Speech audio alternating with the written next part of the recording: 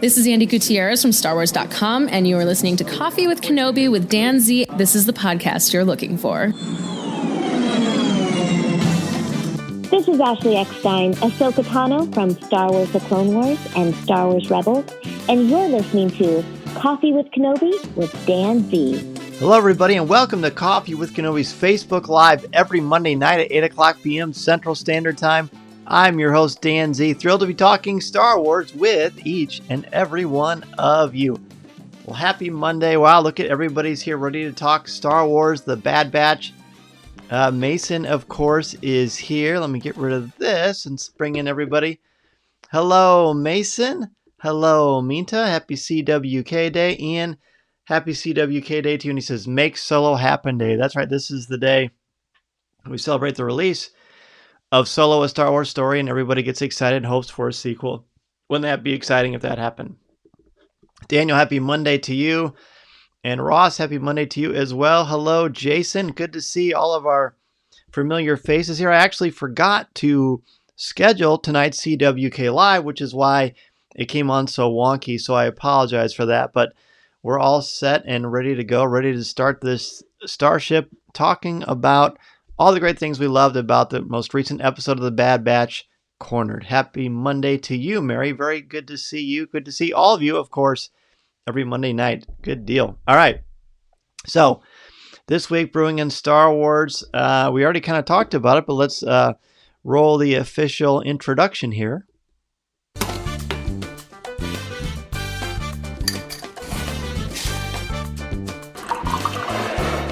And now, let's see what's brewing in this week. Yes, so this week, there wasn't any major announcements. Last week, of course, we had the major announcement that Celebration got moved up, which is great. And hopefully everybody can hear me okay. I'm trying different microphone techniques.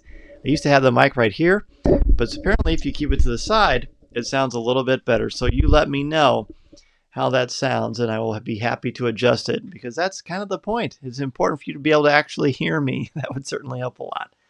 So today is the anniversary of Solo 2. There's a lot of anniversaries this week. The anniversaries of Indiana Jones and the Kingdom of the Crystal Skull, Indiana Jones and Temple of Doom, Indiana Jones and Last Crusade, Phantom Menace, Attack of the Clones, all kinds of stuff. Ian says, loud and clear, Dan, so that's good. I'm glad. I am very glad of that. All right, thank you. Mary says it sounds great. Awesome. All right, let's get this a little bit bigger so we can see everybody really well and what you're all talking about here. A little bit of production on the fly. As far as what else is brewing in the world of Star Wars, feel free to let me know. I know there are some great Funko Pops that were announced. A lot of stuff from The Mandalorian. As far as Din Djarin himself holding Grogu, and Din Djarin does not have his helmet on, which is pretty cool. I know Ian and Ross, I'm not sure if you pre-ordered that or not, but a lot of people were very excited about that one. For sure, we saw the release of the Darksaber at Galaxy's Edge and Batuu, both at Disneyland and at Disney World. And that certainly sent a lot of excitement through the Zare household. There's no doubt about that. Hello, Greg. Good to have you on the show, bud. Amber is here. Hello, Amber. Good. Everybody's coming in. It's great to see all of you here on Coffee with Kenobi. Let's go ahead and jump into our top 5 because it's a great episode. In fact, right after this, I'm going to record with Ross and Tom to talk in more detail about the episode, but we're going to really break it down for you tonight here, of course, in our top 5 segment, where you, in your top 5 segments, get to decide your top 5 favorite moments from the episode and really get a chance to share your thoughts with the thousands and thousands of people that listen to Coffee with Kenobi each and every week. So it's really cool stuff. Very cool stuff. All right. So yeah, let's go ahead and do that. Let's talk about our top 5. Hey, my cousin Raquel is here. Hello, Raquel. Good to see you. Ian he says he definitely all over those pre-orders. Wow. Your collection must be quite impressive, sir. Quite impressive. All right, tonight's top 5. Top 5 moments from Cornered. This is the episode that just showed up last Friday. We've had a couple of days to digest it naturally. And you may have noticed, if you are a member of the CWK Cafe, which is our Coffee with Kenobi Facebook group, and that is, of course, again, naturally, it's on Facebook. You can go to www.coffeewithkenobi.com/community, or just go into Facebook and type in Coffee with Kenobi. You'll certainly see me there and the familiar logo designed by Corey Clubb those 8 years ago. But we have Fridays when the shows come out, we post, hey, share your spoiler-free thoughts. So give everybody a chance to watch it. And then we do on Sundays, we post, hey, now you can share your spoiler-filled thoughts. So it's a good way to start the conversation before Facebook Live every Monday night.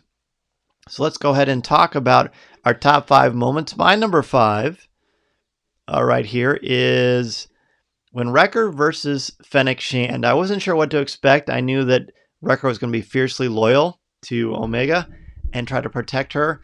But Fennec Shand took him out like he was a ragdoll. She used his weight against him, slammed him against the tunnel. Pretty powerful stuff, showing you that Fennec Shand is more than a match for Wrecker and the Bad Batch. I thought that was some really cool storytelling right there. All right, Ian. Number 5 says great chase sequence. Hunter's efforts to rescue Omega from Fennec reminded me of the great Obi-Wan Anakin chase with Zam Wessel. Oh, I agree with that for sure. That's definitely a thing. Absolutely a thing. Let's see. Minta landing on the planet. I feel like being back on Tatooine or another planet spaceport. Very cool visuals. Yeah, the animation on this one was really excellent. Number 5 for Minta. I'm worth more than 2,000. Poor Echo. Yeah, that's great. That scene is going to come up a lot tonight on my list. Amber, similar to that, she says, whatever you require, which is, of course, Echo doing a great impersonation of a droid. Number 5 for Greg, the intro of Clink 225 DK3 and the CG67 protocol droid. Yeah, they're fun. They're really fun, Greg. I'm glad you brought them up. Number 5 for Jason, Pantora, a nice reference to Clone Wars Season 1, and I love the beautiful architecture of the city. Yeah, it was cool. A student of mine and I were looking that up today, figuring out because it was supposed to be cold, but that's where the moon is, and we had a lot of fun with that for sure. Number 5 for Daniel, the beginning cinematic shot of the Bad Batch ship coming into frame. He said, wow, so cool. Mason says, Minta, good choice. Well, there you go. Good choice, Minta, from Mason to Minta. Ross, number 5. Raspar 6, the Solistan with a toothpick, explaining how to bribe him to Wrecker and Tech. Yeah. I thought that was a very unusual name. In fact, I had to do a double take on that. What a lot of people do, and if you're not doing this, I would highly suggest it. Certainly watch the episode naturally. But when you watch it again, or maybe when you watch it the first time, turn the captions on. Turn the captions on because you learn the names of all the characters and all the planets. Sometimes when it's happening live, it's hard to catch it all. But if you have the captions on, it's a great way to catch everything. Mason's number 5 is the same as mine, when Wrecker versus Fennec Shand. Now, we both liked when Fennec Shand fought Hunter. That was exciting too, but that one was a little more how you would expect. Whereas the Wrecker one, who knows? So that was why it was cool to see it resolve the way that it did. Okay. Number 4 on our top 5 favorite list is repairs. Now, when I say repairs, I don't mean when Tech and Wrecker are working on it. I mean when all the droids that Greg mentioned, Clink, 225, DK3, and CG67, were working on it with Echo. I just love seeing them all together as a team, feeling like, they finally got the call to be in the big dance. I'm in the game. And they got to get out there and fix the Marauder. I just love that. I like seeing them all work together. I liked Echo being in charge. I like how the protocol droid eventually took over too. I thought that was great fun. Okay. Everybody else's number 4. Minta says, Wrecker versus Fennec. I did root for him, but I was secretly hoping for Fennec to win. Interesting. For Fennec to win. No, that's fair. That's fair. Fennec is a cool character, for sure. Absolutely. Let's see. Who else? Mary says, Wrecker having no idea about handing over credits, figuring out how to be a civilian. Yeah, I thought that was pretty cute. I like that too. Number 4 for Greg, Wrecker being asked to help fix the ship. Yes, certainly. Ross, number 4, Pantora as a location. The marketplace and clothing are so vivid, it really made me think Coruscant level 1313 when the Ahsoka and Trace are eating. Yes, I can see that. In fact, we kind of had to think, Mason and I, about where we'd seen this planet before because of things like that. Ian's number 4, keeping us in suspense. Who is Fennec communicating with at the end? Yes, I don't know. And of course, I don't speculate and I don't look at rumors, so I'm just going to have to wait and see. Very exciting. Jason, number 4, Fennec Shand using her wits and her surroundings to defeat Wrecker. Very good. Very, very good. That was cool. I like that when it's not all just about combat, but using your brains and your surroundings and your utilities, your resources. I like that. Let's see. James. Hey, James. He says, the look of the planet really looked and reminded me of Coruscant. Very cool. Hello, Eric. Good to have you, buddy. Number 4 for Daniel. Wrecker getting bested by Fennec in the sewers. Absolutely. Amber, Omega wondering what a bounty hunter is. I like that too. The idea of, bringing in, there are other things besides good and evil that are shades of gray. And I thought that was a cool part. Number 4 for Mason was Fennec Shan. Just having Fennec Shan in the episode, voiced by Ming-Na Wen, seeing her animated compared to seeing her in The Mandalorian and soon the Book of Boba Fett. Well, in December, I guess. Those were all very cool things. And Mason loves having her in the episode. Again, especially voiced by Ming-Na Wen. So that just adds a lot of continuity to it, which is super cool. All right, let's move on to number 3. Number 3 here for me is the Trooper doll. Now, people have been saying that this planet reminds them, Pantora reminds them of Coruscant, and I certainly see that. What it reminded me of more than anything was Batuu, Galaxy's Edge. And when I saw the Trooper doll, it put it over the top for me. Now, at Galaxy's Edge, at the time of this recording, they sell Stormtroopers, and the one in Rogue One is called Stormy. That's what Jyn Erso has when she's little. But in this one, it was a clone trooper. Mason pointed that out to me. I couldn't make it out at first what it was. Those trooper dolls are sold in Batuu in the marketplace. And a lot of the architecture, of course, Doug Chiang designed a lot of stuff in Batuu, and I'm sure his design influenced the look of this episode, Cornered. But I just really felt that Galaxy's Edge Batuu vibe and just made me very happy. Very much cemented because of that trooper doll that Omega found. So cool. All right. So let's see. Number 3. Did anyone else think that the local cops on bikes reminded them of the Shriners in local parades with the fezzes on? That just hit me that way. I could see that. I knew there was a connection there that I wasn't quite thinking of, but yeah, that's a good one, Greg, for sure. Number 3 for me, to Echo using the droids to repair the ship.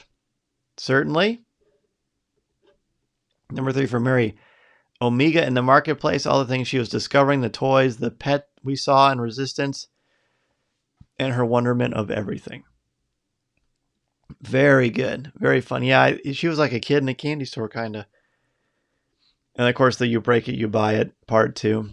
Ian, number 3, the dynamic between Tech and Wrecker, the perfect combo of brains and brawn. Oh, that's a good point.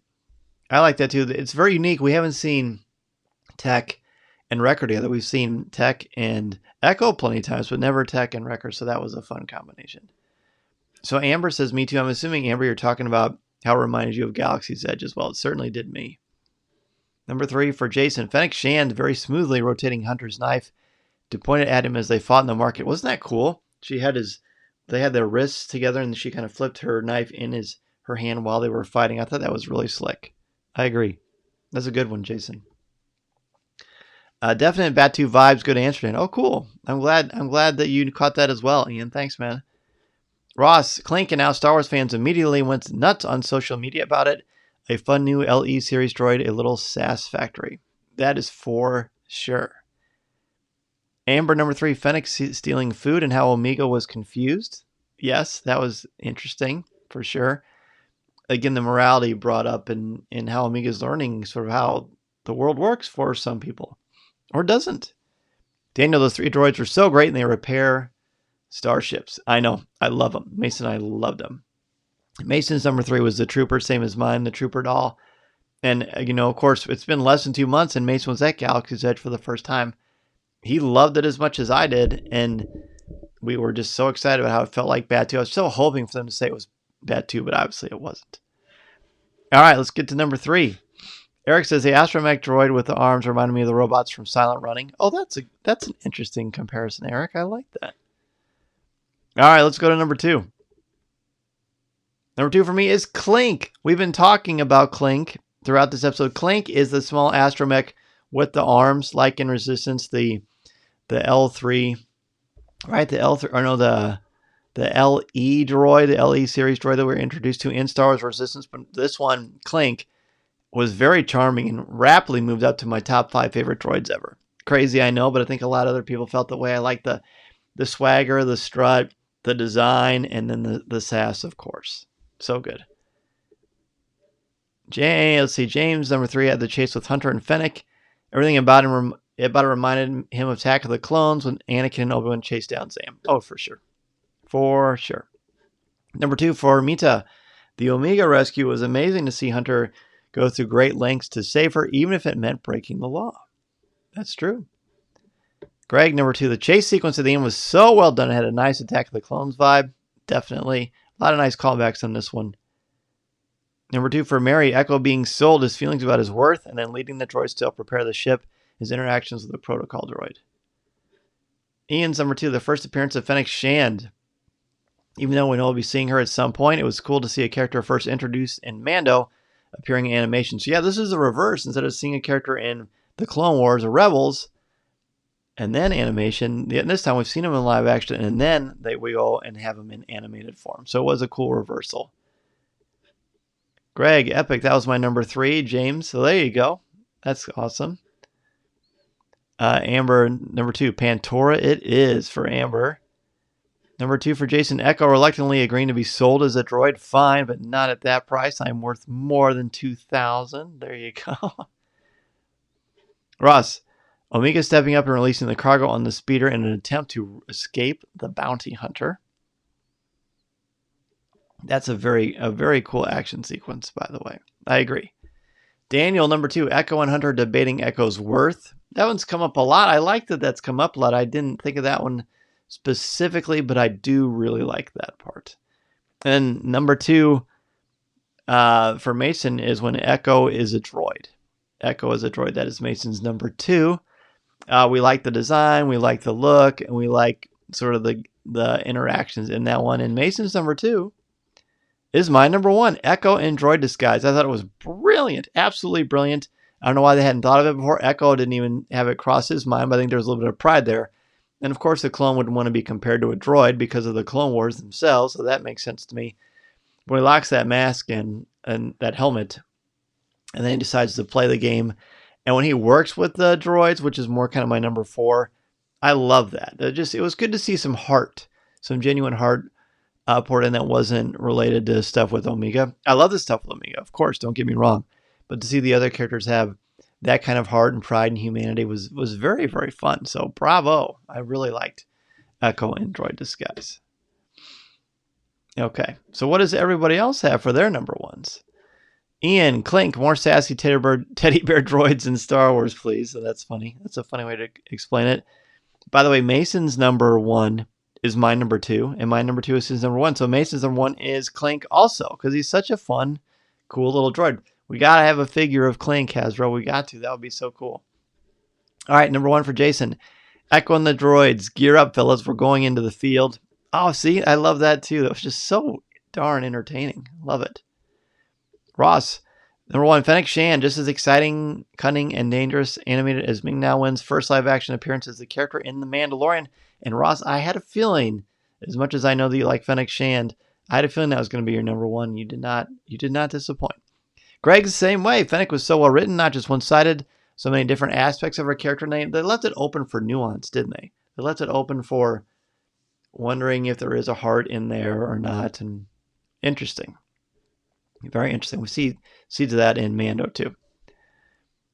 James, number 2, Echo being sold as a droid. I love the idea. He really does look like a droid now, sadly. And we got to have an action figure for that one. A lot of action figure potential in this episode. Number 1 for Mary, the introduction of Fennec Shand. Very similar to many of you. Who she is working for. Is she an assassin yet or just a bounty hunter? Hoping to get more of her backstory during Bad Batch. Even maybe she already knows Maul. Ooh, that would be interesting. I hadn't thought about that, Mary, but that's very interesting. Number 1, Fennec's debut. Her fighting skills were amazing. Makes me wonder who she contacted. Cad Bane, maybe? Well, how about that? Amber, the speeder chase made me think of Zam versus Anakin. Cool. Very cool. We're getting some very similar ones. Even more than usual. Because I think the standout moments really stand out. Eric, I also like the scene when Tech was slicing into the computer and we hear the police tracking Omega. Reminds me of the scene in THX 1138 when they were trying to capture THX. Even sounded the same audibly. And Eric, I'm sure, it's a great catch, of course. But I bet you that's not an accent, I would think. I don't know, but good catch, man. James, the protocol droid you see in the creature from Resistance? Yes, little dog type creature. I wrote down my notes, but I don't have my notes with me. Number 1 for Daniel, the chase scene, as others have stated. Animation was great and had me thinking back to Kenobi and Skywalker and getting Zam. Nice. Very nice. I already said Mason's number 1, Clink also. But, if anybody wants to weigh in any more, please feel free to do so. But a really, really fun episode. I'll save many of my comments for when we do the overall review on the podcast, which of course will drop on Thursday. But yeah, I really liked it. Well, I don't know. Should I drop the episode on Thursday? I mean, I'm going to record it after Facebook Live. Should I do it tomorrow? But then you'll have 2 episodes. So maybe, I'll just wait till the usual time. Give you a little bit of time to process it. And who knows, maybe our conversation, myself and Tom and Ross, maybe something we talk about will spark a way you look at it again. I don't know. I am wondering if since this first episode is 16 seasons, but Loki's coming out, I wonder how that's going to work. I don't know. Interesting. Very interesting. Well, next week, of course, next week's top 5. It's so much easier to do top 5s when there's a live show going on. But the top 5 moments from episode 5 of The Bad Batch. That'll be next week's top 5 for sure. Okay, so let's see. What is next? Honestly, I don't have anything else scheduled besides our top 5. So we're going to jump right into Ask Dan Z. James says, I'm thinking this week is a Rex episode. I could be wrong, but I have a feeling. Eric says, Fennec's talking to Grief Karga. I don't know. All good ones. I don't speculate or theorize or try to not do that, because for me, the anticipation, if it's wrong, then I end up being disappointed, and I just rather soak it in. But I know a lot of people love that, so that's cool. And Loki says, you might like that. Ian says, Loki drops on Wednesdays. Of course, I feel like that one might have been moved so that they could not have any interference when Black Widow comes out on a Friday as well. I don't know. Let's go ahead and jump into Ask Dan Z.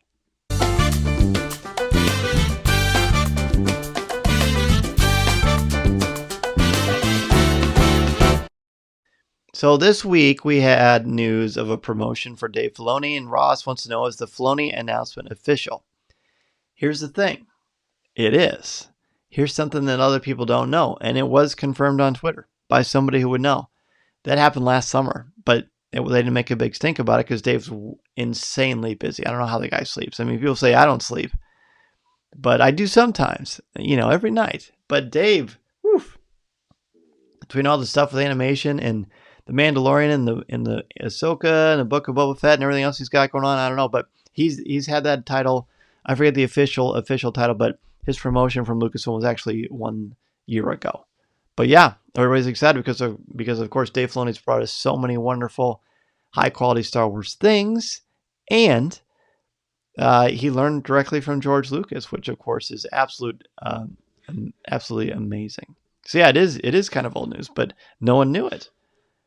John Knoll, Doug Chang, and Filoni have the same title right now. Do they? I actually don't have it in front of me, so I'm not 100% sure. Let's see. So CWK this week, we did our review of the replacements naturally, and then we're going to record the one now about the episode we're just talking about now, cornered. So I must have misspoke, because Mason says episodes, not seasons for Bad Batch. Yes, I meant 16 episodes of the Bad Batch, not 16 seasons. Sorry about that, Mace. Thanks for helping me, buddy. Amber says, what season is Mason on for Clone Wars? That's actually a good question.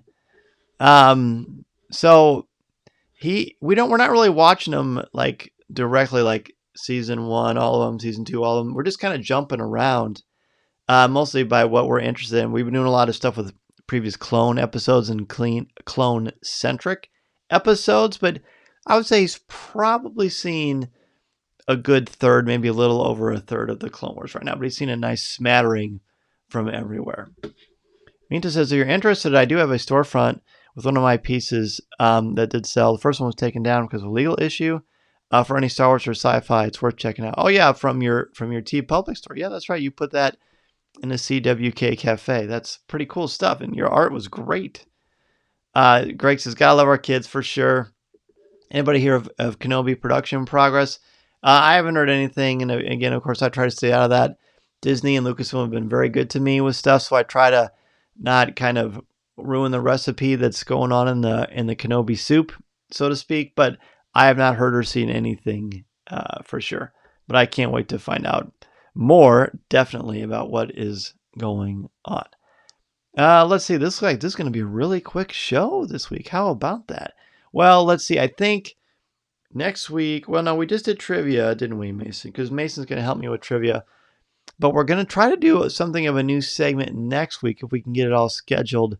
But we may try to do a new segment that we do monthly on Coffee with Kenobi that I think will be fun. James says, any Bad Batch characters you want to see be made into a Black Series figure?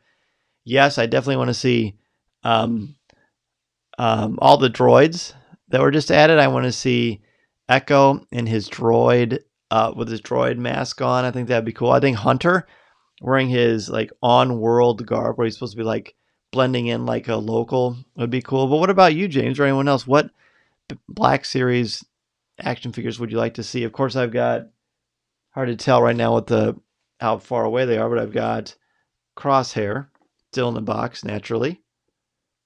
Pretty cool. And then we have Hunter, my favorite character from the Bad Batch. The helmets are really cool.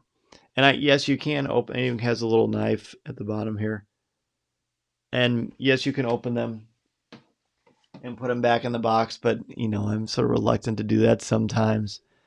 New segment, Corey moving in progress. No, Corey's doing great. He's already pretty well moved in, and a lot of people know that because you are a member of the CWK Alliance, which of course is our exclusive place to go to support Coffee with Kenobi and get exclusive content.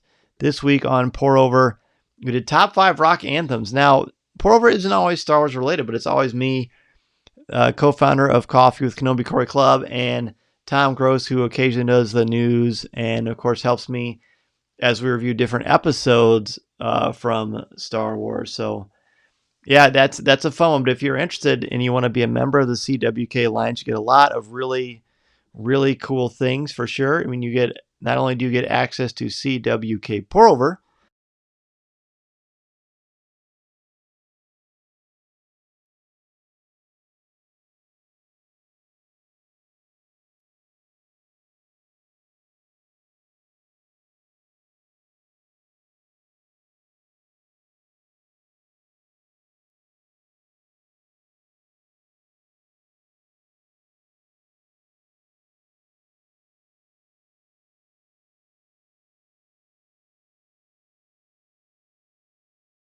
is great. Let's see.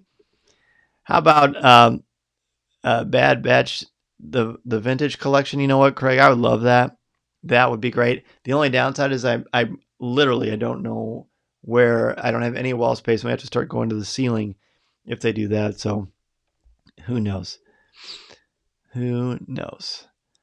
Let's see. James says, I want an Omega with the Resistance cat thing. That would be fun. Omega would be a fun figure for sure. Let's see what else. The storefront is named TUMIAUS. I plan to upload more of my work soon. Well, let us know. We'll certainly check it out. Eric, I got a 6-inch Zori Bliss from eBay. Oh, nice. Very cool. Ross says all things Fennec Shand. Definitely. Amber, can't hear. Sorry, can anybody else not hear? It looks like my microphone is working on this end, but let me know. James, we need more protocol droids in the Black Series 6-inch. K3PO would be nice. There you go. Everybody's saying sound. Huh. Test 1, 2. Is the sound still off? Every time the logo goes up, the sound goes out. Oh, maybe that was the problem. Oh, you know what? It's probably when I went and I did the CWK Alliance commercials. I did a really nice commercial talking about it, and I forgot to unmute myself. Okay, now we can hear. I had the mute turned on for the CWK Alliance. So again, what the CWK Alliance is it is our Patreon page. It's for people to support Coffee with Kenobi and you get exclusive content. You get video and audio of CWK Pour-Over, hosted by me, Tom Gross, and Corey Clubb. Some people are able to get access to the live stream where we record Pour-Over, which is fun, the before, during, and after. A lot of behind-the-scenes stuff, a lot of goofing around, which is quite entertaining. People seem to like that. And then for certain members, you get access to us in a private Zoom call with me and whoever else is on at the certain level where we get the video and audio and get to chat for an hour. So it's really going to be fun. Hopefully we can really make that happen for sure. Well, again, next Monday night at 8 o'clock p.m. Central Standard Time, you're going to get a chance to chat about your top 5 moments from the next episode of Clone Wars, of Star Wars The Bad Batch. Man, I am a mess tonight, getting all my metaphors mixed up. So yeah, I was sorry about that with the logo. I need to pay attention on my monitor of all the things that go on, all the things I'm looking at. In fact, I'm going to take a picture now, and I'm going to post it in the CWK Cafe, our exclusive Facebook group, so you can see everything that I see while I'm doing the show. There's a lot of stuff to keep track of. There we go. I'm going to post it there so you can see it. This is kind of the fun behind the scenes of what goes on here at Facebook Live. So much. It's so nice to spend tonight with you. Next Monday night is going to be Memorial Day. We will have a show. We will have a special Memorial Day episode of Coffee with Kenobi's Facebook Live. Get your top 5 ready after watching the new episode of The Bad Batch. Thank you so much, everybody. Have a great Memorial Day. Good to chat with all of you. As always, I'm going to go get ready and record with Tom and Ross about this episode in even more detail. So if you're looking forward to more of a breakdown, be sure to look for that on Thursday on Coffee with Kenobi. Yes, we do need Clink to help me out in the studio. That would be great stuff. Well, thanks so much, everybody. Remember, this is a podcast you're looking for. Have a good one.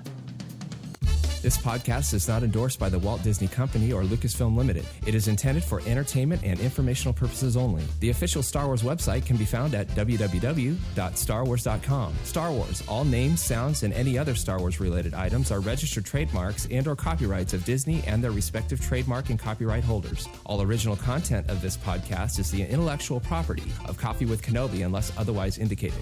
This is the podcast you're looking for.